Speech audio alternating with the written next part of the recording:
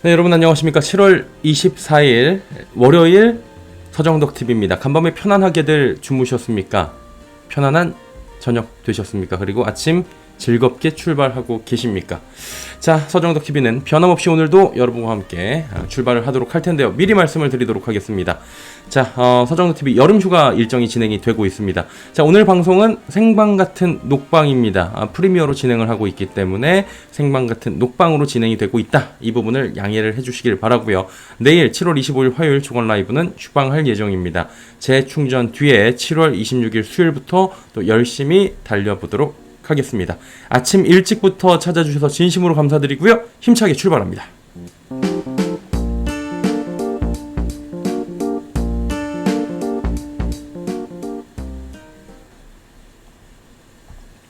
네, 시청자 여러분 안녕하십니까. 경제를 쉽고 빠르고 정확하고 재미있고 알차게 전해드리는 시간, 돈 되는 정보만 모아서 전해드리는 시간, 서정덕TV의 서정덕입니다.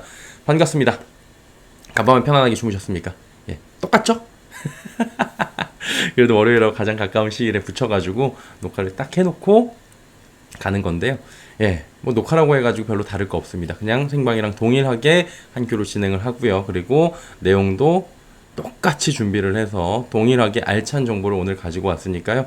여러분께서 마음 편하게 그냥 생방이다 녹방이다 신경 쓰지 마시고 보시면 될 것 같습니다. 자, 그리고 항상 말씀드리지만 별거 없습니다. 별거 없기 때문에 특히나 리딩 관련 주가 이런 얘기 없습니다. 그냥 편안하게 그냥 아침 뉴스다 생각하고 들으시면 될 것 같고요. 더불어서 좋아요, 댓글, 구독을 눌러주실수록 감사드립니다 라는 말씀을 드리면서 오늘 하루도 힘차게 출발해 보도록 하겠습니다. 자, 여기 보시면은 똑같아요. 예, 뒤에 이제 글을 남겨놨는데 예, 이건 그냥 이런저런 얘기들 주절주절 써놨고요. 그냥 바로 출발하도록 하겠습니다. 이건 공지를 통해서도 말씀을 해드렸고 조금 전에 읽어드렸으니까요. 참고하시길 바라고요. 역시나 투자차 귀속된다 이런 건 당연한 거니까 말씀드리고 넘어가도록 하겠습니다.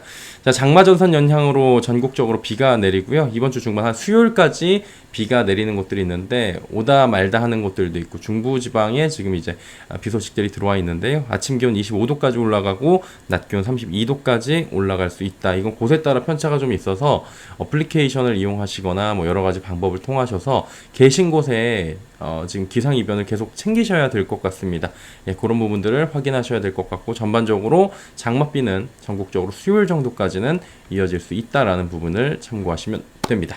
자, 오늘도 어김없이 모닝 플레이리스트는 가지고 왔습니다. 모닝 플레이리스트를 일단 제 얼굴을 살짝 없애고요. 예. 오늘 어떤 노래 갖고 왔을까요? 이게 하루를 출발할 때 그래도 조금 기분 좋게 출발하시라고 제가 이제 노래들을 매일매일 가지고 오는데 의외로 반응이 좋아가지고 저도 굉장히 또 즐겁게 하고 있습니다. 플레이리스트 가지고 어떤 앨범 만들어도 되겠다 어떤 분 그러시는데 제 노래가 아니어서 그건 어렵고. 윤도현 씨 좋아하시죠? 예, 윤도현 씨 노래 가운데 사랑투라는 노래, 이 94년도 노래인데 이 남성분들이 참 좋아해요. 예, 남성분들이 노래방에서 윤도현 씨 노래를 그 키를 맞춰서 부를 수 있는 좀 약간 멋들어지게 부를 수 있는 그런 노래들이 있는데 대표적인 게 이 노래가 아닐까 생각이 들어요. 벌써 이게 시간이 꽤 지난 노래인데 94년 노래인데 이런 노래들이죠. 오늘도 살짝 불러드리고 출발을 하면 널 만나면 말없이 있어도 또 하나의 나처럼 편안했던 거야. 널 만나면 순수한 내 모습에 철없는 아이처럼 잊었던 거야. 내겐 너무 소중한 너. 이런 노래죠. 예, 굉장히 노래 좋습니다. 이 노래 들으시면 월요일 아침부터 코너 마렵다, 코너 땡긴다. 코너는 코인 노래방이에요. 예, 노래 부르고 싶다 하시는 분들 계실 텐데 차에 계신 분들은 또 한번 노래 틀면서 부르시는 분들도 계실 것 같습니다. 자, 오늘 헤드라인 뉴스 바로 들어가도록 하죠. 오늘 헤드라인 첫 번째는 배당주를 사야 할까요? 배당주는 사실은 찬바람 불 때가 아니라 지금같이 장마철에 사는 게 가장 좋긴 합니다. 그런데 배당주를 어떻게 들어가야 되는지 요즘에 배당주에 대해서 자꾸 이렇게 얘기를 하거나 배당에 조금 잘못된 정보가 많이 흘러나오는 것 같아서 요걸 좀 드릴게요. 그리고 이제는 네카오의 시간. 그렇다면 네카오 중에서 어떤 게 나은가 이런 얘기들 하반기에 네카오 얘기 또 나올 거거든요. 그런 얘기들 해보도록 하고요. 현대차를 제쳤습니다. 포스코홀딩스가. 근데 다 이유가 있더라 라는 부분들. 왜 어떤 이유가 되는지는 대강은 아실 텐데 오늘 또 요목조목 살펴드리도록 하겠습니다. 그래서 이렇게 헤드라인 뉴스 3가지를 가지고 오늘 출발을 해볼 거고요. 헤드라인 뉴스뿐만이 아니라 짧은 뉴스들 그리고 생활 뉴스들까지 알차게 준비가 되어 있으니까 쭉 함께 해주시면 됩니다. 예. 그리고 뉴욕에서 온 편지 준비가 되어 있는데 뉴욕에서 편지 한 통이 와 있습니다. 이게 금요일 날 써가지고 토요일 날 해가지고 일요일 날 이렇게 온 편지거든요. 예, 또 한 통 읽어드리면서 뉴욕 증시 정리해드릴게요.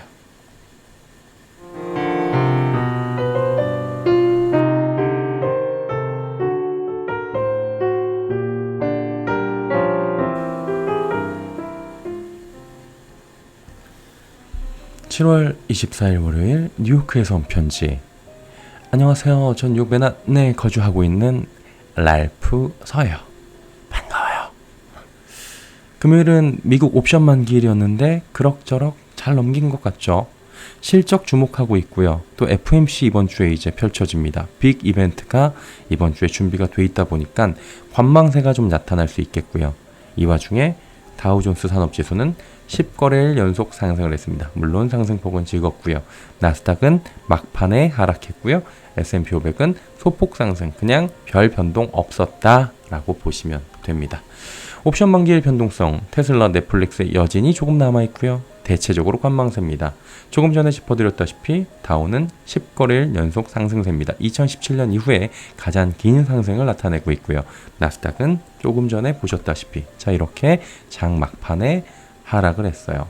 이게 나스닥 100 리밸런싱의 영향도 있는데요. 실적 발표 있었는데 그렇게 실적 발표 영향은 크지 않았습니다. 자 그렇다면 이런저런 그런 이야기 뉴욕 증시 조금 더 자세히 들어가 볼게요. 우리의 블리블리 한블리 한문철 선생님. 네 여러분 안녕하세요. 여러분의 한블리 한문철이에요. 뉴욕 증시가요. 다우가 10거래일 연속 상승했어요. 나스닥은 살짝 내렸어요. 그래도 선방했어요. 왜 그럴까요? 이거 봐봐요. 옵션 만기일이었어요. 그리고 나스닥 100 리밸런싱 영향도 있었어요. 여기에 테슬라 넷플릭스 실적 하락 여진이 하루에 끝나진 않겠죠. 워낙에 많이 빠졌었어요.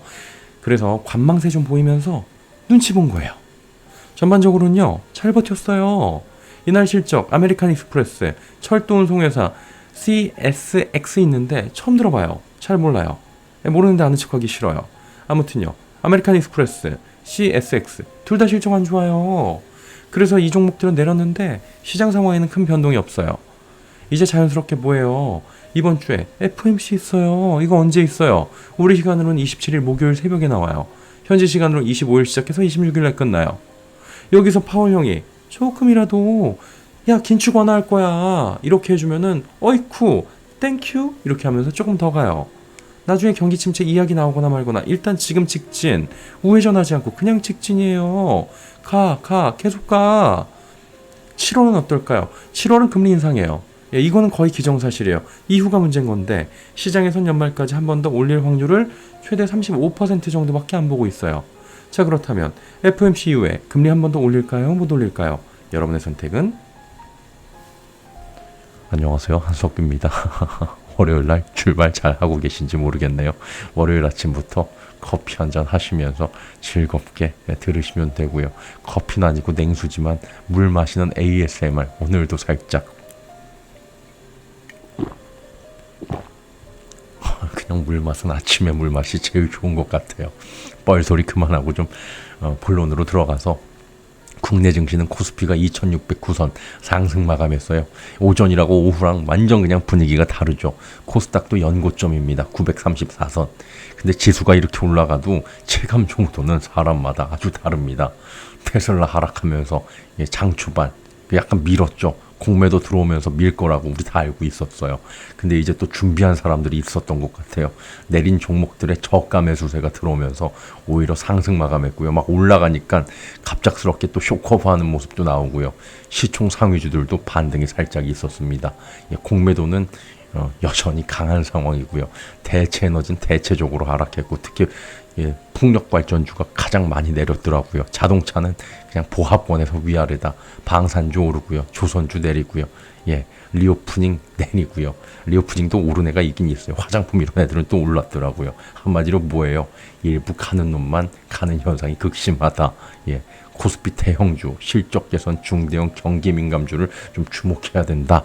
종목별 장세 봐야 된다. 뭐 이런 뻔한 얘기죠. 뭐 사실은. 안녕하세요, 이성균입니다. 테마주에도 순환매가 돌고 있어요. A 테마가 돌다가 B 테마가 돌고 그러다 보니까 테마주가 아주 극성 부리는 것 같지만 잘 보시면 테마주의 시세가 오래가지 못하고 하루 오르고 내리고 그래갖고 이런 날에는 상따했다가도 그냥 물려버릴 수 있기 때문에 테마주 순환매는 신경 쓰지 않으시기를 저하고 약속하셔야 됩니다. 반드시 이렇게 하니까 시기 같잖아요.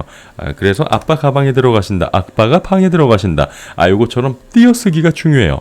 다시 반드시 기준대로 해야 돼요. 어떤 기준? 여러분이 세워둔 개인적인 기준대로 하셔야 됩니다. 여윳돈으로 구간별로 기계적으로 분할 매수하시면서 한 주가 시작됐어요. 이번 한 주도 여러분의 계좌가 시뻘겋게 뭐라고요? 다 같이 붙고 또 붙고 할 수 있도록 힘내시길 바랍니다. 화이팅!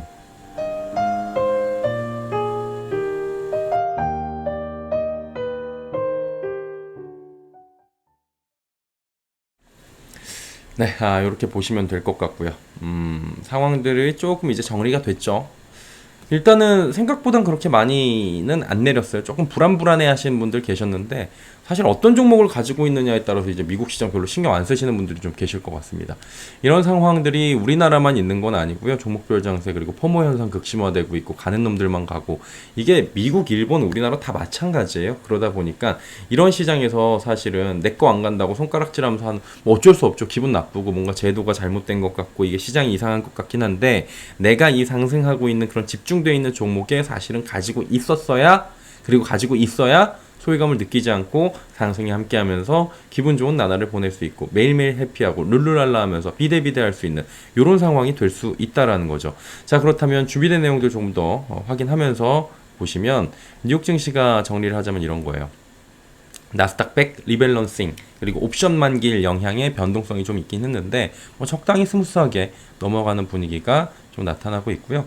보시면은 테슬라에 대한 그런 실적 여지는 여전히 남아있는 상황이에요. 이날 실적 발표한 게 아까 아메리칸 익스프레스 그 다음에 CSX 철도 운송 회사죠. 이렇게 있다고 하는데 얘네들 다 컨셉 미달했습니다. 근데 뭐 엄청나게 얘네들이 그냥 시장 상황에 영향을 준다 이런 건 아니기 때문에 그냥 스무스하게 얘네들은 그냥 종목별 장세로 해서 내렸고 다른 애들 또 이제 지 종목대로 가고 이런 상황입니다. 예. 앞으로 이제 사실은 얘네들보다는 빅테크 실적들이 계속 나올 텐데 걔네들이 더 궁금한 거겠죠. 그런 거 아니겠습니까? 그리고 테슬라하고 넷플릭스는 뭐 상승세로 전환은 못했지만 하락폭이 좀 줄어들면서 좀 잦아드는 모습도 보여주고 있고요. 대형주 실적을 주목해야 될 수밖에 없는 가운데 뻔한 얘기지만 이번 주 FOMC 있습니다. 빅 이벤트죠. 현지 시간으로는 25일부터 26일인데 우리 시간으로는 27일 목요일 새벽에 발표가 되고요. 이번 주에 제가 또 휴가기 때문에 또 이제 좀 여유 있게 이걸 좀 확인을 할 수 있을 것 같아요. 잠들면 안 되는데 그 새벽에 일어나서 매번 그렇잖아요. FOMC 때 매번 파월 아저씨의 워딩들 기자회견 할 때 그 워딩들 직접 다 타이핑해서 여러분께 읽어드리고 있는데 뭐 다는 못 읽어드려요. 다는 못 읽어드리는데 중요한 것들 한 5가지 추려가지고 매번 말씀드리는데 이번에도 그렇게 할 수 있도록 또 일찌감치부터 그냥 눈 뜨고 있으면서 한번 확인을 해드리도록 하겠습니다. 근데 이제 제가 확인하는 게 문제가 아니고 이날 무슨 얘기 나오는 게 더 중요하잖아요. 기자회견장에서 기자들이 막 질문해 저요 하면서 어떤 워딩 나오는지 확인 필요하고요. 여기서 이제 긴축 완화 뉘앙스가 조금이라도 나온다면 시장은 갈 거예요. 시장 가게 될 겁니다. 왜냐하면 지금 핑계댈 만한 게 빅이벤트인데 여기서 FOMC에서 긴축 완화한다고?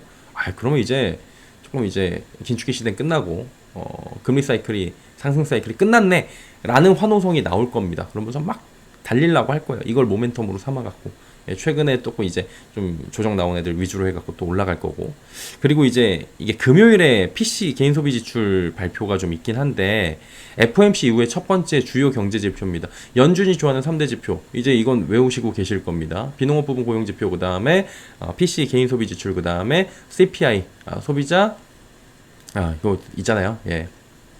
CPI 그 다음에 그 밑으로 보면은 이제 PPI나 이런 것들 조금 이제 뭐 ISM 제조업 지수나 이런 것들을 볼 수 있겠죠.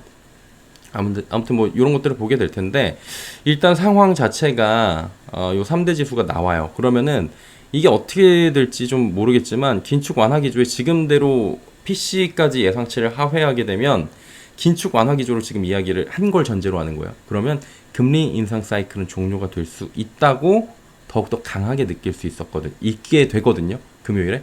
그래서 이번 FOMC가 굉장히 중요하고 워딩 자체가, 그리고 그 이후에 나오는 PC 개인 소비 지출이 어떻게 시장 예상치를 하회하느냐 또 상회하느냐 아니면은 컨센에 맞춰서 나오느냐, 이런 부분들도 좀 확인을 해 보셔야 될 겁니다.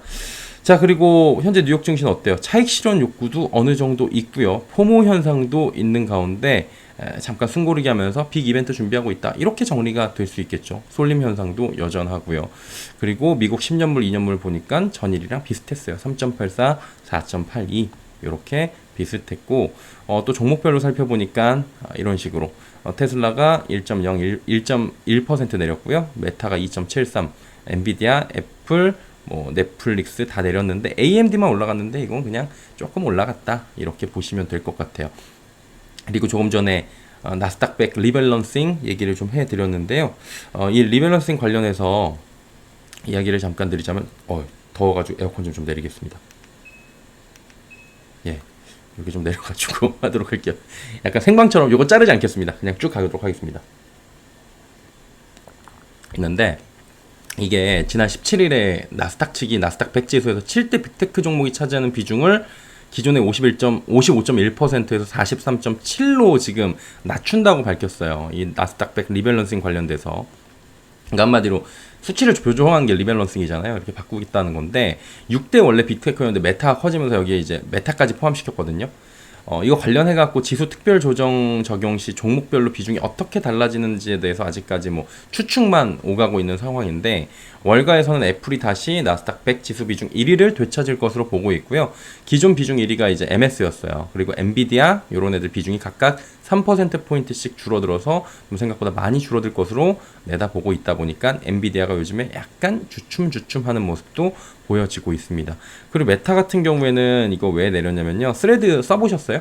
예, 저도 스레드 가입해갖고 게시물 하나는 올려봤는데 재미없더라고요. 예, 별로 재미없습니다. 이게 어떻게 하는 건지 잘 모르겠고, 거기 이제 아침에 일어나면 스모닝 그래요. 예, 스레드여갖고 스모닝, 아침에 스레드 모닝 그러고요.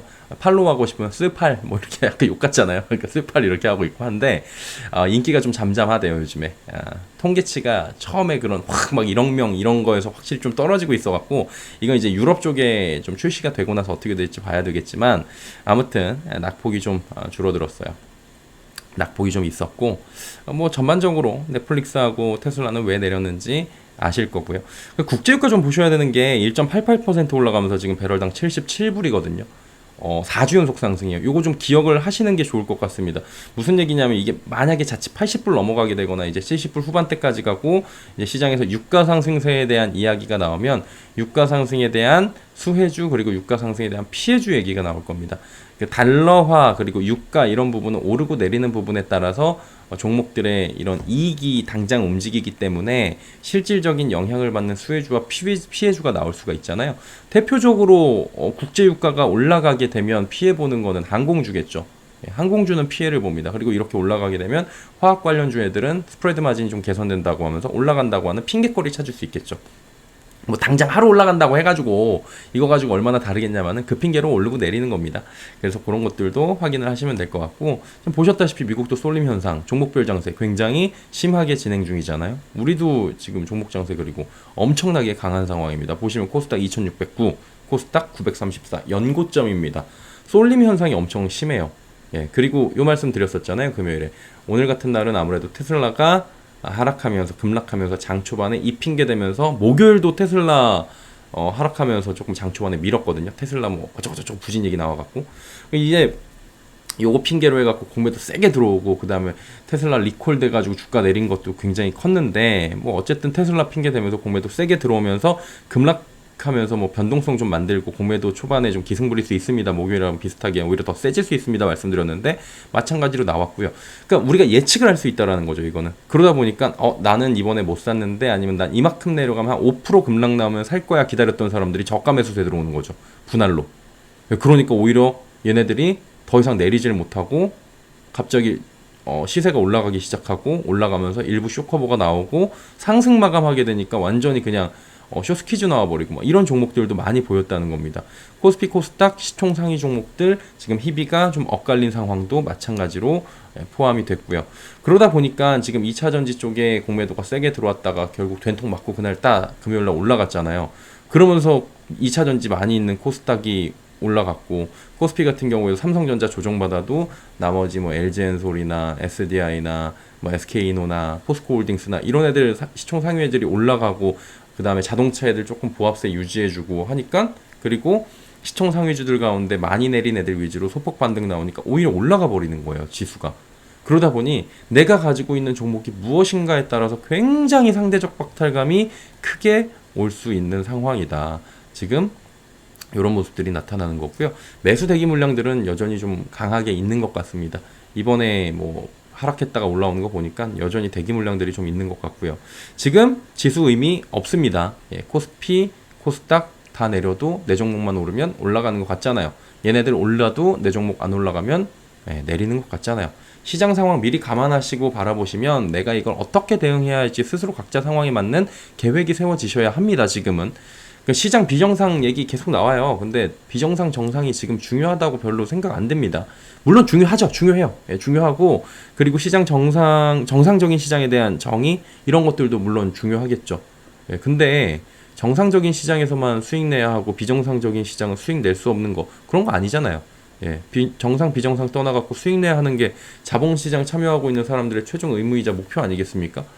시장에 흐르는 방향을 따라서 최대한 잘 순응하고, 기회가 온 거라면 잡고 최대한 이익을 올리고, 손실이 나면 손실을 줄이고, 이게 가장 올바른 그 투자 방법이잖아요. 누군가는 그리고 이 쏠림이 다른 곳으로 이동하면 손해를 볼 수 있는 사람들이 늘어날 거라고 합니다. 당연하죠. 그건 당연한 거죠. 근데 주식시장은 제로섬 게임입니다. 누군가 이득을 보면 누군가 손해를 보고, 그런 상황입니다. 그러니까 지금 이 쏠림이 처음 있는 것도 아니고요. 그리고 제로섬 게임이기 때문에 모두 다 혜택을 볼 수 있는 시장도 아니었어요. 원래 구조 자체 그렇고. 그런데 이게 이동을 해서 이게 누군가가 피해를 본다라고 이야기를 하는 것 자체가 조금 특성을 왜곡하는 거 아닌가라는 생각도 들어요. 그러니까 장의 특성을 지금 잘 분석하고 이해해야 돼요.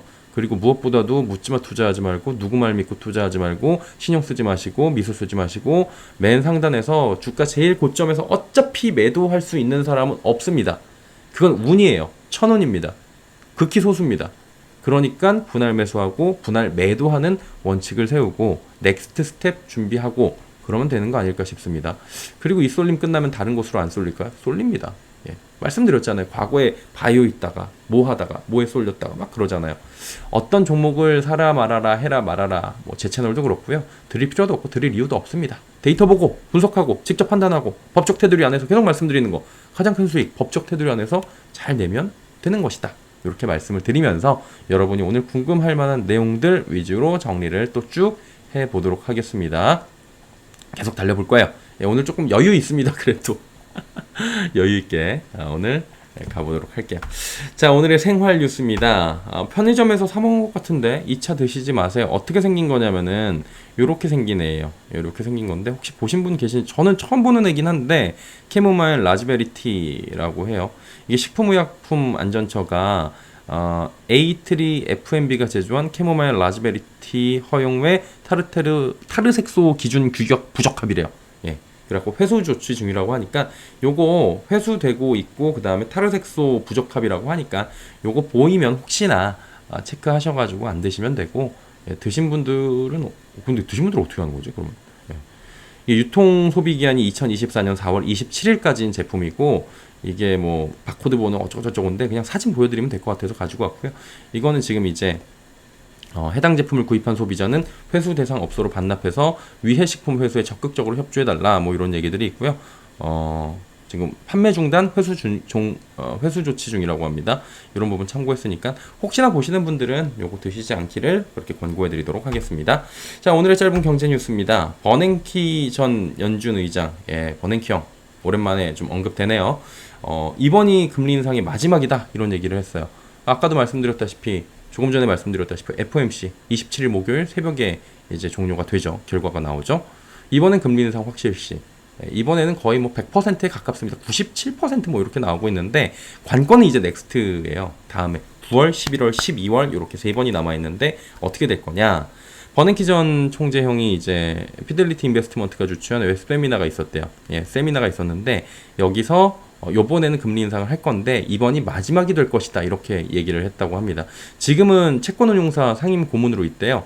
버냉키 아저씨가 뭐라 그랬냐면 주택 임차료 그리고 자동차 가격 하락에 힘입어 6개월 안에 미국 물가 상승률이 3에서 3.5%로 유지될 것이라고 지금 밝혔습니다. 인플레이션과의 승전 발표 전에 노동시장의 수요 공급 균형이 뚜렷한 것으로 보고 싶어 할 것이라면서 현재 고용시장은 그런데 아직 굉장히 뜨겁다. 이렇게 버냉키 아저씨는 또 얘기를 했고요. 침체가 발생해도 향후에 또 좀 가벼울 것이다. 이런 긍정적 전망도 줬다고 합니다. 그래서 버냉키 아저씨의 결론은 그거죠. 그냥 전반적으로 봤을 때 물가 내려갈 거고 노동시장이 좀 뜨겁긴 하지만 침체가 와도 가볍게 올 거고 이번 금리 인상이 마지막일 거니까 뭐 그렇게 나는 본다. 이렇게 얘기하는 거예요. 그리고 지금 유럽 쪽 물가도 실제로 지난주에 짚어드린 게 유럽 쪽 물가도 좀 빠르게 내려가고 있고 우리나라도 그렇고 전반적으로 글로벌리하게 물가들이 좀 잡혀가고 있는 모습들이 어느 정도 포착이 되다 보니까 긴축이 종료되는 거 아니냐 뭐 이런 얘기들이 지금 나오고 있는 거죠. 그래서 이번이 마지막 아니야? 라는 얘기에 또 버냉키 아저씨가 한 표를 더한 거죠. 근데 버냉키 전 연준 의장 아시죠? 성향을 좀 알아야 됩니다. 이 사람 노벨 경제학상 그 수상자예요. 2008년 리먼 사태 당시에 미국의 기준금리를 제로까지 떨어뜨린 분이고요. 무제한 양적 완화, 예, 양적 완화, 돈 계속 풀어 무제한으로, 예, 그거 이제 한 인물이에요. 이 사람이 이제 원조입니다, 원조. 2002년에는 디플레 발생하면은 헬리콥터로 공중에 돈 뿌려서라도 경기 부양하겠다고 말해갖고 헬리콥터 밴이라는 이름이 있어요. 헬리콥터 살포 있잖아요. 그게 이 사람이에요. 예. 이 사람이 돈 풀기의 원조다 이렇게 보시면 될 것 같고요. 그렇게 성향을 좀 보시면서 이런 기사도 보시면 조금 더 이해가 빠르실 거예요. 어쨌거나 결론은 저도 개인적으로는 이번이 마지막이 아닐까 이런 생각이 드네요. 다음 보도록 하겠습니다. 예, TSMC 대만의 TSMC가 엄살을 엄청 부렸는데 결국에는 영끌 투자했더라고요. 알고 보니까 삼성은 고민이 깊어지죠. TSMC는 지난 실적 발표 설명회에서 설비 투자를 작년에 비해 12% 줄일 수 있다 이렇게 얘기를 했어요. 우리도 힘드니까 설비 투자 줄일 거야 라고 해놓고 오히려 엄청나게 지금 늘렸습니다. 예, 지금 1조 7천억 상반기 기준으로 넘게 늘렸고요. 번 돈을 여기다 다 때려박았고 차입금까지 써가지고 완전히 영끌해버려가지고 설비 투자에 집중을 하고 미래 가치에 투자를 하겠다라고 하는 거예요. 예, 이게 뭐냐면은 안 하겠다고 하고 한 거잖아요. 그러니까 삼성전자 입장에서 뜨악한 거예요. 얘네 안 한다 그러니까 삼성전자는 뭐라 그랬냐면은 우리는 더 큰 돈을 투자해갖고 TSMC와의 격차를 빠르게 좁혀나가겠다 얘기를 했어요. 근데 갑자기 보니까 얘가 이렇게까지 투자를 했어? 깜짝 놀랄 수 있겠죠. 이게 비유를 해보자면 얄미운 친구 같은 거죠. 예, 반에서 1등 하는 애가 있어요. 근데 1등 하는 애한테 야, 너 공부 어떻게 했냐? 그러니까 나 딴 일도 많고 집에 일도 많고 내가 공부 잘 못했어 라고 하더니 알고 보니까 밤샘 공부했던 거예요. 예. 근데 사실 따지고 보면 그 친구도 살려고 먹고 살아야 되니까 1등 유지해야 되니까 더 이상 올라갈 데도 없고 1등 유지하는 게 더 힘들잖아요. 1등 유지하려고 한 거예요. 예. 그리고 2등 삼성전자는 얘가 공부를 조금 덜 할 거라고 그러니까 덜 했다고 하니까 더 열심히 해가지고 잡겠다 그랬는데 나보다 더 열심히 한 거죠. 알고 보니까 영혼까지 끌어모여서 그러니까 지금 띵 한 거예요. TSMC는 투자액 대부분을 파운드리 설비 증설에 쏟습니다. 미래가치에 투자하는 거죠. 업계 1위인 TSMC의 입지는 더 탄탄해질 수밖에 없다라는 분석이 당연히 나올 수밖에 없고요. 그래서 삼성전자 같은 경우에는 지금 2030년도까지 TSMC를 제치고 파운드리 1위에 오른다는 계획인데 이게 조금 쉽지 않을 것 같아요. 투자도 더 많이 할 줄 알았는데 투자도 지금 열세에 놓인 거거든요. 예. 지금 파운드리 설비 투자 올해 삼성전자 12조 원대 보고 있는 건데 지금 이게 TSMC 상반기 투자액에도 못 미치는 수준이에요. 12조 원이 엄청나지만 이게 TSMC 상반기 투자액에도 못 미치는 수준입니다. 삼성전자 관계자는 파운드리 설비 투자비는 확인해 줄 수 없다라는 입장을 지금 공식적으로 내놨다고 합니다. 한마디로 엄청난 투자를 통해 갖고 TSMC 잡으려고 했는데 얘네가 가만히 있을 리가 없었던 거죠. 네. 그리고 수율 잡아야 되는 부분도 있고요. 파운드리 쪽 매출이 가장 중요합니다. 지금은 아무래도 삼성전자도 지금 파운드리 쪽에 진출을 해서 2위인데 여기서 매출을 크게 나와야 결국에는 주가가 갈 겁니다. 이거는 뭐 누구나 알고 있는 사실인데 그럼에도 불구하고 고민이 깊어질 수밖에 없는 건 TSMC가 이렇게 치고 계속 나가고 있기 때문이다 라는 부분이겠죠. 자, 이마트의 파격인데 이게 뭔 얘기냐면은 안 오고는 못 베길걸. 경기도 고양시 일산 킨텍스점이 있는데 이게 지금 7개월간의 리뉴얼을 했대요. 그리고 더 타운몰 킨텍스로 재개장을 지금 이제 했죠. 네, 했어요. 이게 금요일 날 한 건데 2020년도 월 개정 그리고 연수점에 이어서 세 번째로 선보이는 몰 형태의 점포라고 합니다. 주변 쇼핑 시설이 노후화된 것을 고려해서 이제 임차 점포라고 불려요. 테넌트 점포 이런 것들을 대폭 늘리고 체류형, 그러니까 사람들이 좀 머무를 수 있는 콘텐츠에 공을 들였다는 게 회사 측의 설명이고요. 결국엔 일산 일대 가족 단위 고객을 쫙 끌어들여 갖고 점포의 체류 시간을 최대한 늘려서 이익을 늘려가겠다라는 게 전략이죠. 그리고 임차 점포가 많으면 임차 점포가 많이 들어와서 장사가 잘 되면 임차료를 매년 올릴 수 있고 그러면 영업이익에 포함이 될 수 있겠죠. 그리고 자체적으로 머무르는 시간이 많아져서 상권이 활성화가 되고 그리고 자체적으로 이마트 안에 들어와서 그럼 그 사람들이 머무르면서 또 사게 되고 왜 가게 되면 그렇잖아요. 우리가 이마트에 가게 되면 이마트만 가는 것도 있지만 이마트에 몰 형태로 가는 건대의 스타시티점이라고 있어요. 건대 그 지하로 내려가면은 이마트가 지하 1층에 있는데 그 스타시티 쇼핑몰처럼 쫙 돼 있거든요. 거기에 가서 데이트도 하다가 이마트도 들어가 보고 약간 이런 형태인데 이게 더 이제 발전되는 형태로 가는 거죠. 그래서 주가 원래 쇼핑이었는데 이마트에 들어가는 걸 수도 있고 이마트에 왔다가 근처에 가게 되고 그래갖고 상생을 하면서 이런 선순환 구조가 만들어진다는 건데 테넌트 임차 점포와 전문점은 실제 종점보다 95%가량 늘어난 거죠. 그리고 엔터 휴식 기능까지 강화했다. 뭐 이런 부분인 건데 사실 이런 움직임이 필요하긴 했어요. 근데 얼마나 효율적일지는 조금 지켜봐야 되긴 해요. 지금 오프라인 쇼핑몰은 그러니까 오프라인 점포들은 대대적인 혁신이 필요합니다. 영업이익은 쪼그라들고 있고 지금 적자 전환 중이고 온라인 쇼핑몰 진화하고 있고 가격 메리트도 거기에 비해서 떨어지고 귀찮고 그러니까 귀찮은데도 불구하고 여기를 가야 되는 이유를 찾아줘야 되는 거잖아요. 오프라인만의 혁신이 필요하다고 여러 번 짚어드렸잖아요.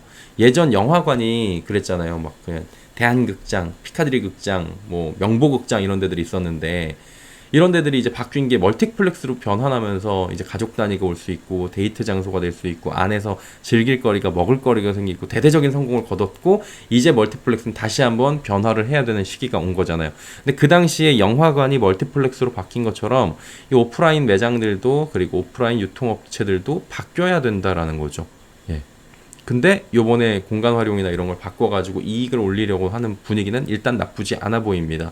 근데 최악은 리모델링 비용만 썼고 이익은 안 나는 사람 모이는 공간에서 소비를 유도를 하지 못하는 상황이 펼쳐진다면 굉장히 피곤하겠죠. 그래서 여기가 얼마나 잘 되고 있는지는 가보면 되고 이마트는 매달 이제 매출액이 나옵니다. 그런 부분 확인하면서 보시고 좋아지는 것 같으면 그때 가서 투자해도 늦지 않을 것 같아요. 그래서 이런 그 변신하는 모습들 그리고 누가 제일 선도하느냐 이런 것도 볼만한 것 같고요. 자, 너도 나도 전기차 가격이나 역효과 냈다라는 건데 중국에서 전기차 업체들이 가격 인하하고 있습니다. 근데 가격 내리니까 어떻게 돼요? 매출 실적이 오히려 목표치 미달하고 있습니다. 원래 가격 인하라는 게 누가 해요?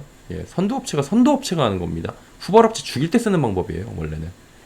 근데 이거를 너도 나도 하니까 당연히 힘들죠. 얘네는 생각이 있나 없나 지금 사실 이 생각도 들긴 하는데 블룸버그 통신 보니까 중국 10대 자동차 기업 가운데 상반기에 올해 매출 목표의 50%를 달성한 곳이 한 곳도 없었대요. 그 잘 나간다고 떠드는 비아디도 42%밖에 목표치 대비해서 매출을 만들지 못했다고 합니다.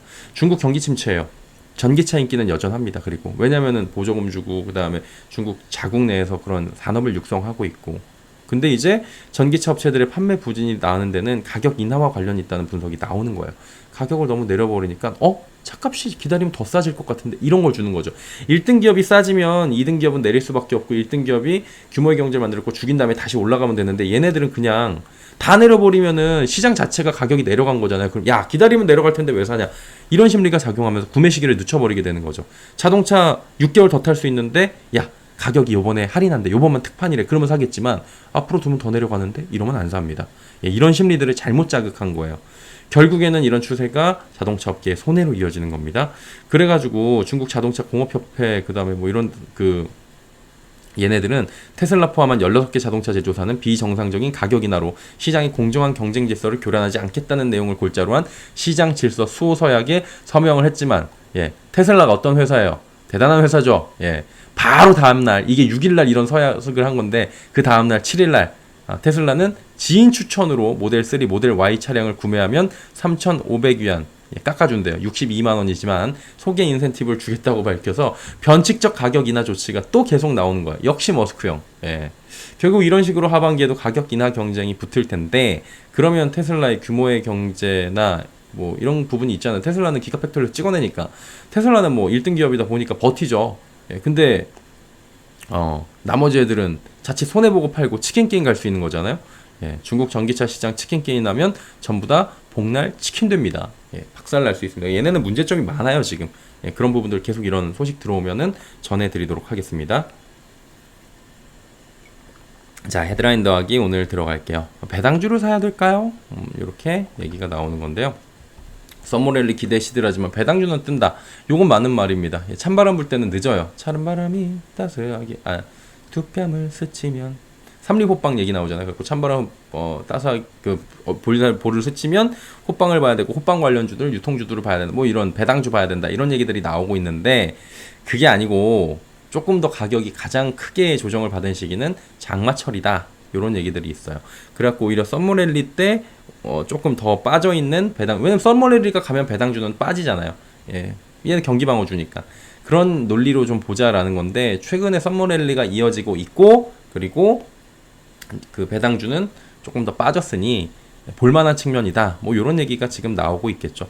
계절적 요인도 배당주 투자 요인을 늘리고 있는데 12월 결산법인이 다수인 국내 주식시장에서 배당락 이후 배당주 성과는 부진하지만 3분기에는 개선이 된다. 한마디로 3분기 개선이 되니까 2분기 말쯤 그리고 3분기 초가 적기다라고 지금 보여주고 있는 거예요. 그리고 2분기 어닝 쇼크 가능성이 제한적이니까 지금이 적기다. 뭐 이런 얘기들이 나오고 있는 거죠. 그럼 뭘 보냐? 실적 전망치가 상향되면서 배당을 주는 애들, 뭐 자동차나 증권업종 이런 애들 보라고 그러는 거고, 뭐 은행업종 요즘에 많이 얘기 나오고 막 그랬잖아요. 자, 그러면은 이걸 어떻게 보면 좋겠냐면은 개인적인 뭐 추측이나 견해도 분명히 포함됐다는 거를 미리 좀 말씀을 드립니다. 계속 말씀드리는 부분이지만요. 이 기사 통계도 나오지만 배당주는 찬바람 불 때가 아니라 장마 시즌에 사면 통계적으로 배당주 자체의 수익률이 높아질 수 있다는 거죠. 근데 저는 배당을 받기까지 가는 게 아니라 그냥 시세 차익만 노리시는 게 낫다고 보는 거예요. 저번에도 몇 번 말씀을 드렸었는데 배당주를 사서 시세 차익도 얻으면서 배당을 보면서 꼭 먹고 알 먹고 하고 싶죠. 예, 안정적으로 가고 싶죠. 어렵습니다. 요거 제가 언제 좀 이렇게 꼭 먹고 알 먹고를 한번 해봤냐면 코로나 시국 때 지금은 들고 있지 않은 종목이지만 지주사 효성이라는 종목을 코로나 시국 때 말도 안 되는 가격대 샀어요. 그때 급락 때.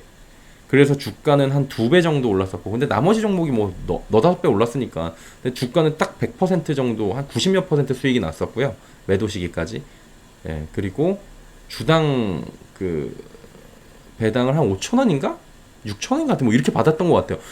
주당 배당도 많이 받았고 꼭 먹고 알 먹고를 해봤는데 그거는 정말 시장이 박살날 때 주워가지고 회복이 됐을 때고 그게 아니면 이렇게 되기가 좀 어려워요.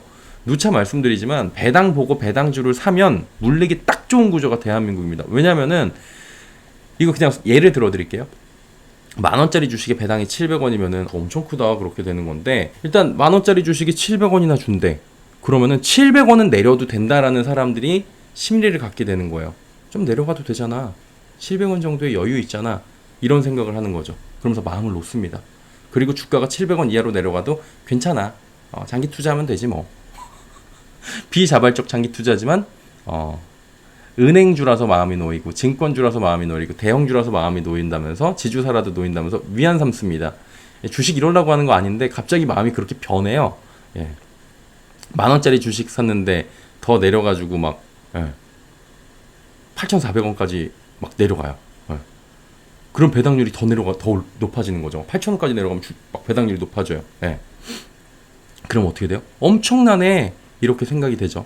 더 사야 되겠네 이런 생각을 해요. 근데 주식이 내려가는 건 다 이유가 있습니다. 이만큼 내리면 영업이익이나 뭔가 회사에 문제가 있다는 거고 배당을 이만큼 못 줄 확률도 있어요. 만원짜리 하고 작년에 700원 줬던 주식이 갑자기 8,000원, 7,000원까지 내려가서 주가 수익률이 10% 배당 수익률이 이렇게 가게 되면 회사에 문제가 있을 확률이 있다는 거죠. 이유 없이 30%의 주가 급락이 일어나진 않잖아요 보통.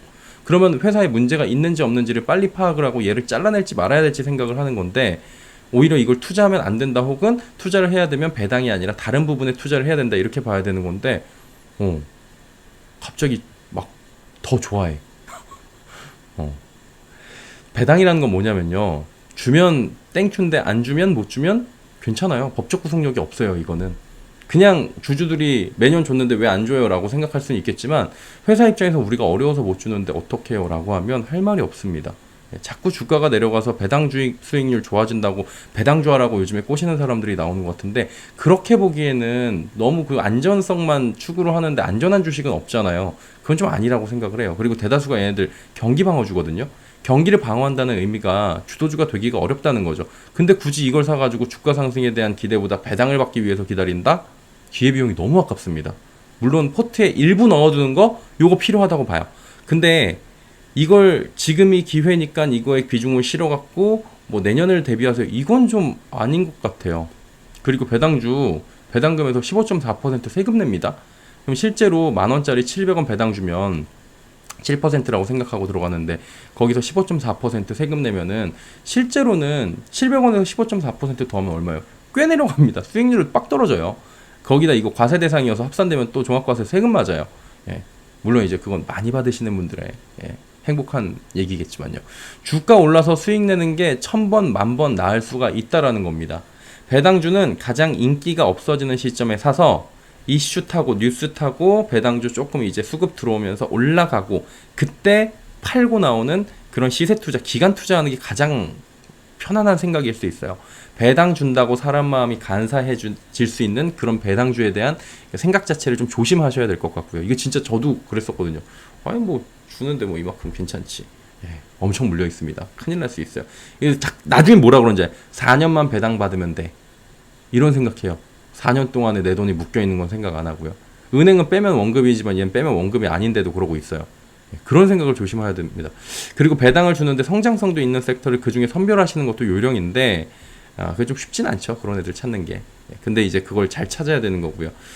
시세 많이, 그냥 결론적으로 보자면 시세 많이 내려온 배당주를 시세 차익을 위해서 매수해서 2, 3개월 보고 매도할 생각이라면 포트에 비중 조금 담아서 가는 거 오케이. 다만 이걸로 뭔가 심적 안정 찾고 은행에 넣은 것 같은 효과를 누리려고 한다. 거기다가 시세 차익까지 엄청나게 기대한다. 그건 별로라고 보여집니다. 더욱이 비중을 크게 싣는 거 절대 추천하지 않습니다라고 말씀을 드리면서 넘어가도록 하겠습니다. 이제는 네카우의 시간. 부진에 빠졌던 네이버 카카오가 주가가 좀 다르게 움직이고 있죠. 네이버는 올라가고 카카오는 계속 그냥 지지부진하고 이런 상황입니다. 그러니까 카카오 같은 경우에는 여전히 악재가 좀 있고요. SM 시세 조정 이런 의혹들까지 지금 겹치는 상황입니다. 역대급 호황기였던 2021년 6월 8일, 6월 8월 이때 뭐 이 두 종목 엄청 날라갔잖아요. 그리고 2년 동안 계속 조정받으면서 힘들어요. 네이버는 56% 하락했고 카카오는 71% 빠졌습니다. 그리고 대표 IT 기업인데 다른 나라 성장주 다 날라갈 때 얘는 못 날라가요. 왜? AI 생태계의 경쟁에서 뒤처졌다고 하니까. 그런데 네이버는 반등을 꾀하고 있는 것들은 여러 가지 뭐 네이버 TV, 네이버 오피스 이런 얘네들을 통폐합하기로 했고 그 다음에 하이클로바 X라는 토종 AI가 나온다. 그래서 지금 포털의 지위와 AI를 접합해서 접목해서 굉장히 좀 기대가 있다라는 부분인 거고요. 카카오는 지금 안개 속이죠. 왜냐면 광고 매출도 회복이 좀 더딘 상황이고 얘네들 웹툰이나 콘텐츠 사업도 성장이 좀 주춤하고 웹툰 어디 거 보통 웹툰 네이버 거 많이 보잖아요. 그러니까 성장성도 주춤하고 거기다 SM 인수했는데 이거 지금 2분기부터 연결 실적 발표되는데 관련 비용 상각비가 늘어나면서 2분기 실적도 이것 때문에도 안 좋아지고 거기다가 시세 조정 의혹까지 지금 겹치고 있는 겁니다. 그러니까 별로 안 좋다고 계속 얘기를 드렸던 이유가 뭐 다 이런 부분이었던 것 같아요. 긴축 종료 기대감이 나와도 얘네들은 잘 못 갑니다. 다른 애들 가도 얘네들은 잘 못 가요. 카카오는 그나마 네이버는 그나마 좀 낫지만요. 물론 최근 들어서 반등에 성공하는 모습인데 반등 강도가 낙폭에 비해서는 강하지가 않습니다. 이유는 어찌 보면 굉장히 단순합니다. 기술주가 올라가는 건 이유들이 있는 건데 기술주들이 미국 기술주들이나 막 빅테크 애들이 올라가는 그런 상승 이유를 얘네들은 갖고 있지 않은 거야. 즉 기술주로서의 매력이 예전만 못한 거고요.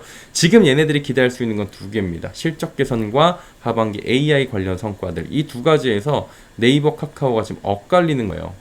다음 달 공개 예정인 게 네이버 AI 모델 하이퍼클로바 X인데 또 카카오의 코어 GPT가 있어요. 이게 어느 정도 성과를 거둘지가 지금 미지수입니다. 사실 근데 얘네들보다는 기업 본연의 성과가 얼마나 나오고 다음 성장성을 보는 건데 네이버는 일단 성장성은 이익의 증가가 예상이 됩니다. 지금은 현재 시장 상황에서는 카카오는 역상장이 예상이 되고요. 특히나 카카오는 아까 말씀드렸다시피 SM 연결 편입 비용, 상각비 증가, 그 다음에 게임 신작 출시, 마케팅 비용, 그 다음에 AI 관련 투자도 지금 외주에다가 하는데 이거 인프라비가 반영이 되면은 또 이제 이게 다 비용으로 잡히잖아요. 이게 비용으로 잡힌 다음에 이익으로 잡혀야 되는데 그때까지 시간이 걸릴 거라는 거죠. AI 관련한 투자가 계속 일어나면 결국에는 실적이 부진할 수밖에 없어요. 왜? 거기에 계속 투자비가 들어가게 돼서 그 매출을 깎아먹으니까요. 이익을 깎아먹으니까. 여기 SM 시세 조정 의혹 지금 들여다본다 그랬잖아요. 주가 부진 아무래도 갈 수 있는 상황입니다. 그리고 본질적으로 업이 행하고 있는 행태가 카카오톡은 카카오가 가지고 있는 거잖아요. 카카오톡 제가 저번에도 말씀드렸는데 늙어가고 있어요. 10대, 20대들이 카카오톡 잘 안 씁니다. 그러니까 우리가 이거 제 채널 보시는 분들은 40대 이상들이 굉장히 많고 30대들도 굉장히 많잖아요. 그럼 우리는 쓰는데 우린 이거 가지고 선물도 하고 이거 가지고 모두 뭐 하고 다 그러는데 그거는 우리 얘기고 밑에 애들은 또 안 그러더라고요. 사용자가 많지 않다. 늙어가고 있다. 대체제들이 많이 나와 있고 그걸 사용하더라. 라는 거죠. 네이버도 사실은 포털 장악력은 지금 떨어져 가고 있습니다. 점유율. 이런 부분들도 좀 해결이 돼야 되고요. 네이버 쪽은 좀 볼만한 게 지금 쇼폼이나 좀 크리에이터들 새로 모집해갖고 개편하고 이런 식으로 해서 유튜브를 좀 잡겠다.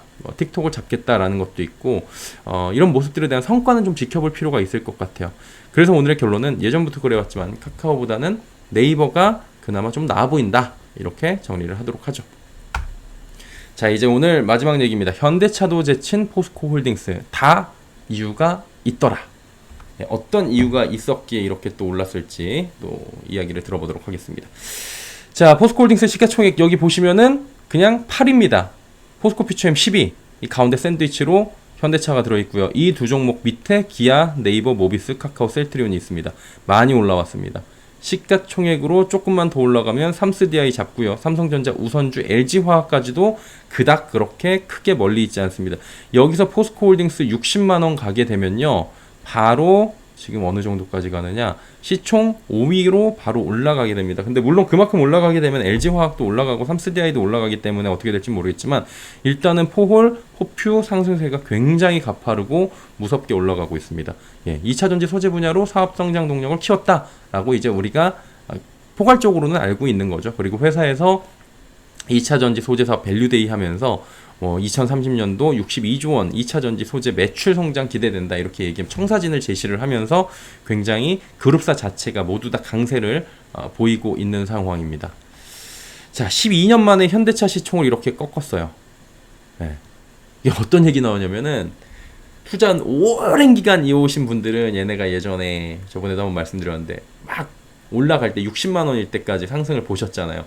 그때 보시고선 12년을 쉬었잖아요. 얘네가 지금 10년을 쉬었어. 10년을. 그러니까 그 사이에 진짜 투자의 대가라고 하는 워렌 버핏도 손절하고 그의 절친 멍거도 손절하고 그 포스코를 들고서 내가 드디어 승리했다 이런 이야기까지 나올 정도예요. 10년 기다려갖고 드디어 이제 본전 찾으신 분들 이런 얘기들 지금 나오고 있거든요. 야, 내가 진짜 인간 승리다 하는데 그 정도까지 무거웠던 종목들이 이렇게 가파르게 상승하는 걸 오랜만에 보실 겁니다. 그리고 처음 보신 분들도 계실 거고요. 그렇다면 이렇게까지 상승하는 이유 그리고 상승한 세력들, 상승을 주도한 세력, 주축 이렇게 한번 정리를 해보도록 하죠. 누가 주도를 했냐? 개인입니다. 최근에 한 달 동안 요 보시면 6월 22일부터 7월 22일까지 상황인데요. 개인들이 주로 샀고 기관이 주로 샀고 외국인들은 팔았어요. 개인은 9,677억 원이나 순매수를 이어갔습니다. 자, 보시면 개인들 계속 사요. 예, 개인들 계속 사고 있습니다. 급등하는 날도 개인들이 사요. 한 달간 외국인은 1조 넘게 매도하고 있습니다. 이 기간에 외국인 계속 매도해요. 한 달 동안 기관은 많진 않지만 약 1,000억 원 가까이 매수했습니다. 그러면 올해는 어땠는지 올해 1월 2일부터 7월 22일까지 확인을 할 텐데 1월 2일부터 확인해 보니까 1월 2일에 시작 주가가 올해 포스코홀딩스는 시초가가 27만 2천 원이었습니다. 시작가가. 예. 그리고 7월 21일 지난주 금요일 종가가 신고가였고요. 그리고 55만 1,000원이었습니다. 해당 기간의 주가 수익률은 무려 102.57%가 나왔고요. 개인은 이 기간 동안에 5조 7,298억 원이나 순매수를 했고요. 외국인은 그만큼 팔아내 5조 3,806억 원을 순매도하면서 대조적인 모습을 보여줬고요. 그러면 개인들이 주도를 했다라고 보는 게 맞고요. 전체 코스피 코스닥 전체에서 가장 많이 매수한 종목이 개인들이 포스코 홀딩스입니다. 그러면 역으로 얘기하면 지금 웃고 있는 개인 투자자들이 많을 수 있다라는 거죠. 왜? 다 신고가니까, 신고가 라인에 있으니까 손해본 사람이 그만큼 적겠죠. 거의 없겠죠, 지금은. 그리고 기관은 최근에는 매수하지만 올해 누적으로 봤을 때는 아직까지 이 기관이 조금 매수를 하고 있긴 한데 올해 누적으로 봤을 때는 3,944억 원 아직도 순매도를 하고 있다. 이렇게 보시면 될 것 같아요. 자, 그러면은 대차 잔고를 보니까 꾸준하게 지금 대차 잔고가 늘어나고 있었어요, 사실은. 7월 21일 급등할 때 일부 조금 상환하긴 했지만 꾸준하게 대차 잔고가 지금 늘어나면서 공매도가 여전히 늘어나고 있다라고 보여지고 주가가 이렇게 올라가는데도 공매도가 이렇게 늘어나고 있다라고 추측이 되는 거죠. 그리고 실제로 7월에 공매도 수량 보니까 여기 보세요. 왼쪽이 공매도 잔고 수량인데 잔고 수량이 꾸준하게 늘어나고 있고요. 7월 3일과 비교해서 지금 2배가 넘게 올라갔습니다. 90만 주가 넘어가요. 잔고 수량이 지금. 잔고 금액으로 따졌을 때는 주가 상승까지 더해지면서 지금 3배 이상이 지금 잔고 금액, 공매도 금액 기준으로 3배 이상이 늘어난 겁니다. 놀라울 만큼 잔고 수량이 급증했고 잔고 금액이 늘어났습니다. 얘네들이 이제 거래소가 이거래일 업데이트가 늦긴 한데 잔고 수량 여기 이제 20일 날 여기 보시면 여기가 20일이에요. 7월 20일은 잔고 수량이 여전히 늘어났을 거고요. 21일은 소폭 금요일은 감소했을 것으로 우리가 미뤄 짐작해 볼 수가 있겠죠. 뭘 봐서요? 요거 대차거래 증감량을 봐서 추정을 해볼 수가 있겠죠. 요거하고 비슷하게 갑니다. 그리고 주가 상승의 잔고 금액도 말씀드렸다시피 기하급수적으로 늘어났죠. 그리고 이 기간 동안에 개인들이 주도해서 매수했고 여전히 쇼커버는 일어나지 않고 있는 가운데 외국인 지분율은 35.22%대까지 더 내려와 있는 역대 최저치를 또다시 경신하는 모습이 나오고 있습니다. 이제 외국인 지분율과 주가의 상관관계는 지난 일요일 23일 콘텐츠를 어제 거를 참고해 주시면 자세히 또 나와 있으니까 보시면 될 것 같고요. 어쨌든 늘어난 공매도 물량 이거 어떻게 해야 돼요? 늘어난 공매도 이거 공매도 잔고 수량 이거 어떻게 해야 돼요? 갚아야 되죠. 근데 주가 상승이 이렇게 계속 일어나요. 지금 보시면은 30만 원대부터 50만 원대까지 7월 6일부터 그냥 완전히 올라온 거잖아요. 이거 어떻게 돼요? 주가 이렇게 올라가면은 갚을 금액이 커지고 상환 압박은 커질 수밖에 없는 겁니다. 자, 그렇다면 외국인들이 이렇게 파는데도 최근에는 왜 주가가 계속 올라가고 있는 것인지 그것도 한번 봐야 되겠죠. 리튬이요. 그리고 전 세계적으로 광물 무기화에 대한 거센 바람이 일어나고 있기 때문에 앞으로 가면 갈수록 리튬 가격도 지금 뭐 8불 얘기 나왔었지만 지금 계속 다 반등했잖아요.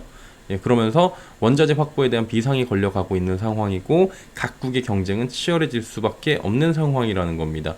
자, 보시면 CATL 같은 경우에는 지금 원자재인 리튬 공급망을 장악하기 위해서 굉장히 발빠르게 움직이고 있고요.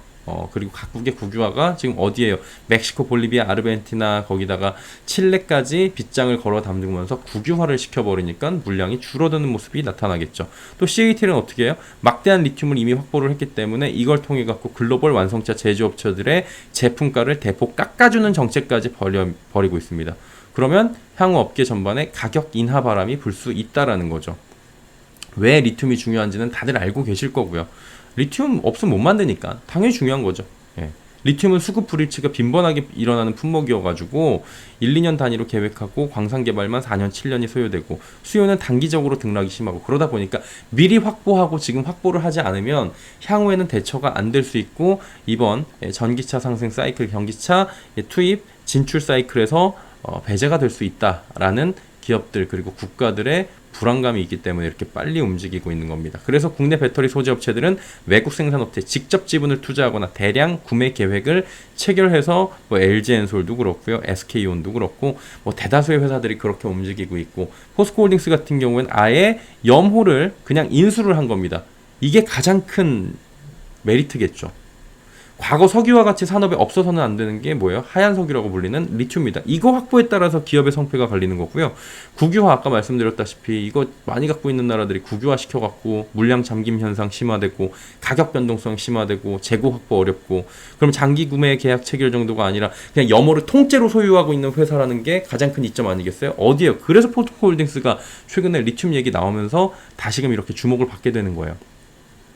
이를 통해서 원가 우위 점할 수 있고 자회사의 양극재 가격 경쟁력 확보 용이한. 그러니까 가격을 포스코 퓨처엠한테 바로 이제 리튬을 공급해갖고 양극재 만들 수 있는데 수급이 너무 원활하게 될 수 있다 보니까 포스코 퓨처엠도 덩달아서 룰루랄라 할 수 있다라는 거죠. 그리고 CATL이 아까 뭐라 그랬어요? 원가 우위를 통한 가격 인하 시도하면 기업들은 울며 겨자 먹기를 해야 되는 건데 얘네들은 그게 가능하다는 거죠. 왜냐면은 원가 우위를 점할 수 있는 염호를 가지고 있기 때문에 이런 부분에 대해서도 굉장히 용이하다는 거예요.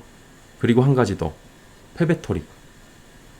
폐배터리주가 최근에 2거래일 연속으로 급등이 나왔죠. 성일하이텍 급등 나오고 있고. 근데 시장에서 폐배터리 얘기들 지금 나오면서 급등하는 모습에 지금 우리가 이제 성일하이텍이나 세비캠 잘하는 회사들이죠. 근데 뭐 영풍 이런 회사들 생각할 수 있겠지만 알고 보면 이제 포스코 홀딩스도 폐배터리 재활용 본궤도 이런 얘기들이 나오고 있어요.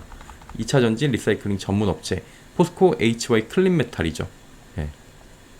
공장은 뭐예요? 연간 블랙 파우더 12,000톤을 처리해서 니켈, 코발트, 탄산 리튬 등 2차 전지 원료가 되는 금속 자원을 회수한다는 거죠. 그리고 지난 8월에 설립한 PLSC 공장, 이게 폴란드에 설치한 건데 여기서 블랙 파우더 만들고 율촌단지로 포스코 HY 클린메탈 리사이클링 공장에 공급해서 원재료를 추출하는 구조다. 그리고 극대화할 수 있는 공정 기술을 보유하고 이미 있고 그리고 폐기물 발생을 최소화할 수도 있고. 그래서 이거 가지고 또 뭐 하겠어요? 리튬 만들죠. 리튬이랑 핵심 NCM 왜 니켈이랑 코발트, 그 다음에 망간, 그리고 리튬 들어가는 거잖아요. 코발트 여기서 빼내고 리튬 염호하고 그러면은 HY 클린메탈을 통해서 리사이클링하고 니켈도 만들고, 그 다음에 얘네들 니켈 광산 또 인도네시아하고 만들어갖고 니켈도 지금 확보를 하고 있잖아요.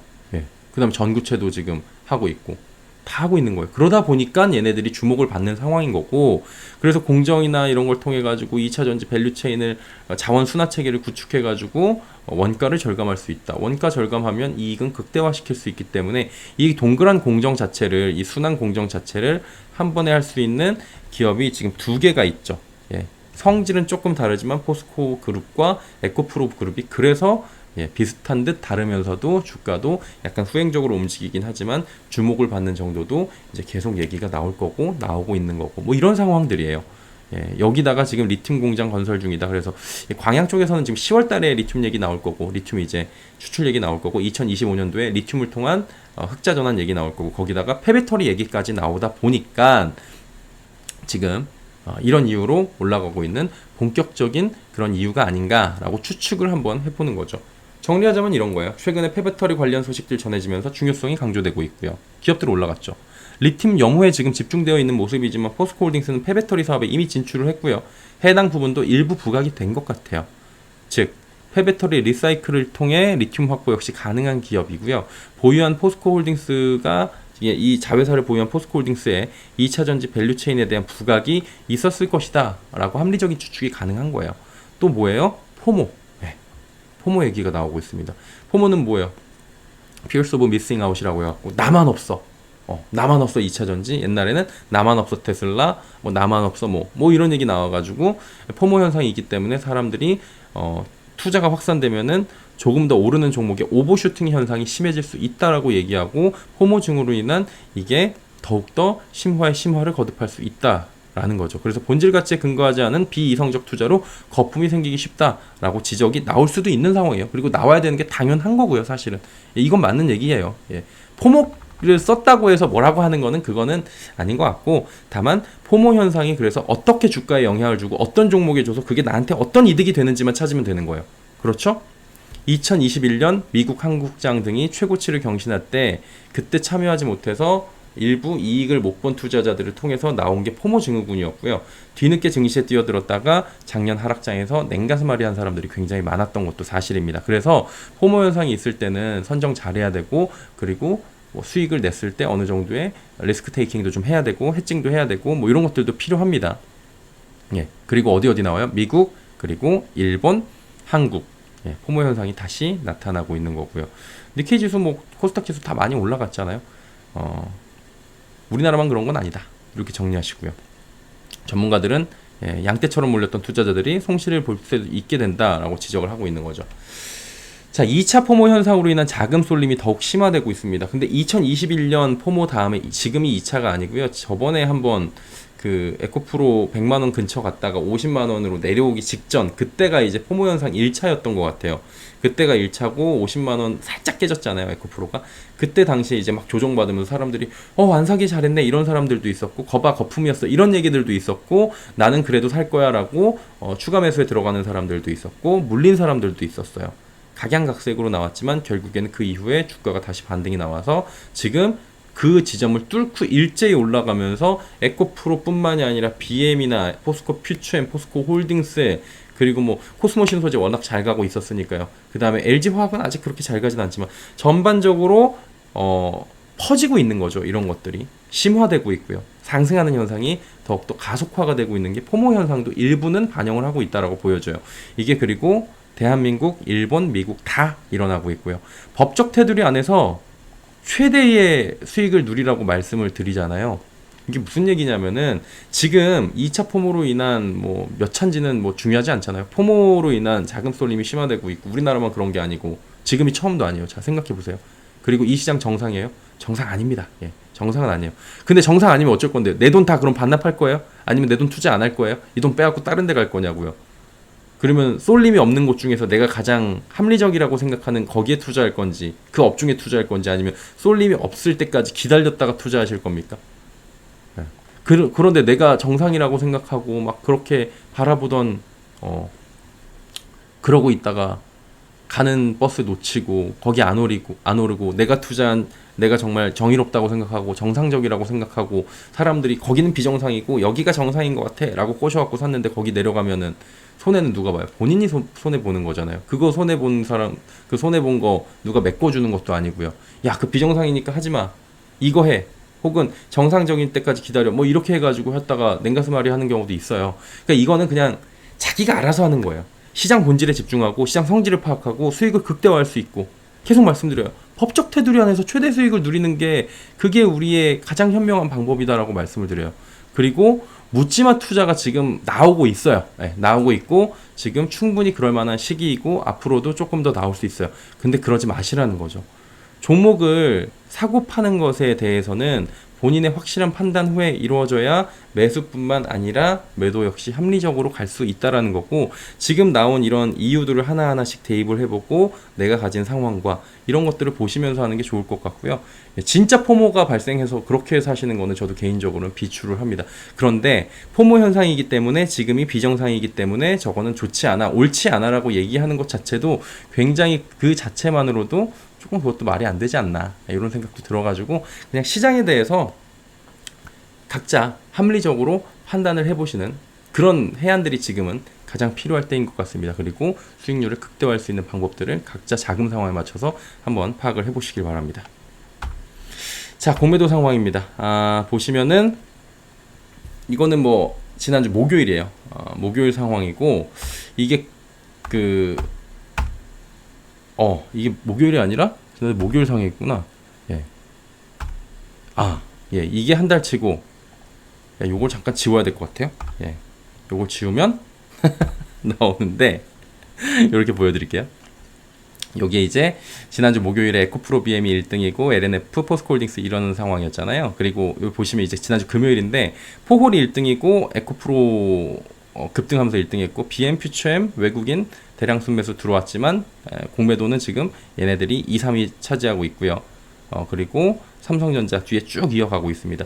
이게 방금 전에 지금 잠깐 지운 게 뭐였냐면 이거 보여드리고 지금 하려고 그런 건데, 자, 이거 보시면은 얘가 포스코 퓨처엠이고 얘가 지금 에코프로 BM이에요.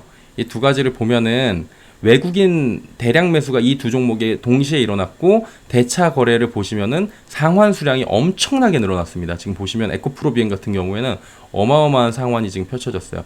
한마디로 지금 숏스퀴즈가 숏커버링이 일어났다는 거고요. 포스코 퓨처엠 역시나 외국인 대량 매수 이후에 지금 대차 상환이 많이 늘어났다. 그리고 공매도 수량도 많다는 거는 짤짤이를 좀 치고 있다, 이렇게 보시면 될 것 같고요. 얘네들이 그러면서도 지금 급하게 수량들을 좀 갚아나가는 모습들도 최근에 확인이 되고 있다. 최근 들어서 에코프로 BM이랑 포스코 퓨처엠은 좀 갚아나가고 있는 것들을 제가 지지난주부터 체크를 해드리고 있고요. 한 달치 보면은 에코프로 BM부터 셀트리온 헬스케어까지 한 달치는 이 평균가나 대비율 같은 거 보시면서 투자할 때 지표로 삼으시라고 보여드리고 있으니까요. 잠깐 멈추셔서 보실 분들은 보시면 됩니다.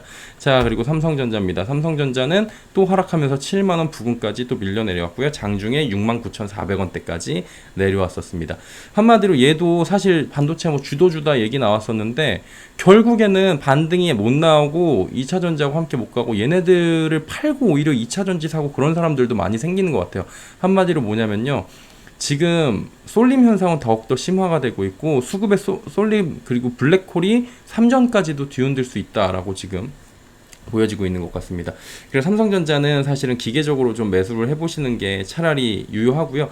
큰 시세 차익을 보기보다는 그냥 삼성전자나 상징성을 보고 하시는 분들이 많을 텐데 요 구간들 지금 적어드린 데 있잖아요. 요 구간들 보시면서 조금 이제 매도 하시는 게 좋을 것 같고 외국인도 이날은 좀 매도를 많이 했습니다. 외국인도 매도를 했고 개인들은 하락할 때 매수를 하고 그리고 기관이 매수했는데 금투 매수, 연기금 매수했는데 얘네들은 금융투자 쪽은 지금 단기 투자 성향이 좀 강하다. 이렇게 보시면 될 것 같습니다. 7만원 이하 구간에서는 분할 매수로 조금씩 접근을 해보시고 수익 나면 또 정리하시고 이렇게 보는 게 그리고 개인적으로는 뭐 그냥 너무 큰 비중보다는 지금은 얘네들이 하반기에 기대감만 있는 상황이니까 조금 체크할 부분 체크하시는 것도 좋을 것 같다라고 생각이 듭니다. 정시 결정 일정인데 7월 S&P 글로벌 제조업 서비스업 PMI 발표되고요. 유로존 7월 마켓 PMI 그리고 포스코홀딩스 지난번에 실적 나왔는데 기업 설명이 있습니다. 부문별의 구체적인 2분기 실적 발표 있고요. IR 오늘 있다라는 부분들까지 참고를 해보시면 될 것 같습니다. 자, 그리고 뭐 휴방 내일 아침 방송은 휴방일 것이다. 이런 부분은 이제 다들 알고 계실 것 같지만 한 번 더 짚어드리도록 하겠고요. 자, 오늘 준비한 내용은 여기까지입니다. 활기찬 월요일 그리고 한 주를 출발하시면 될 것 같습니다. 자, 이렇게 오늘 생방 같은 녹방을 보내드렸습니다. 여러분이 좀 보실 때 오늘 하루를 출발하시는데 도움되는 내용이었으면 하고요. 좋으셨다면 좋아요, 댓글, 구독을 눌러주시면 진심으로 감사드리겠습니다. 그리고 투자 책임 이런 부분들은 좀 참고를 해주시면 될 것 같고요. 긴 시간 함께 해주셔서 감사드리고요. 저는 내일 하루 쉬고요. 모레 수요일 아침 6시 45분에 변함없는 모습으로 인사드리도록 하겠습니다. 긴 시간 함께 해주신 여러분 진심으로 감사드립니다.